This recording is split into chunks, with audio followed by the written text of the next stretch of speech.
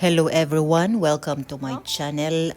Misulod ko sa ilang mall, Printemps, diri sa Paris. So nisangit ko ani ilang mga sinina, Paula ka, perting mahala ni nga mga sinina. Ang mga design, I like the design because I have this kind of design also, and the cloth also. I think you pay this one because the brand is grabe siguro kay ang brand kay mahal man gid siya. Kay gitan-aw na ko ang mga presyo niya. I like this yellow. Also, I have this one. This black. But how much it cost? And akong gilantaw ang iyang presyo. Nice good siya so far. I like it. So mahal man iyang presyo. Tama lang tatanaw ani.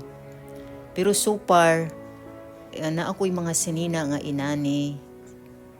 Pero sa Pilipinas na ko napalit. Dayon, sales man to. Nag-sales sila ba? I think tungod siguro ni siya sa brand. Kaya mahal gid siya. Sabi na ni siya, oh, tatak cute, grabe. Pero nindot gid siya color, nindot po siya design. So, I love the design. Very, very nice good so far. This one also, I like it. So taman naman siguro taani og tan-aw. At least akong gipakita sa inyo og nakasulod ko sa ilang tindahan nga mahalon ang mga display nila dere. Paula ka ang brand ani nga dress.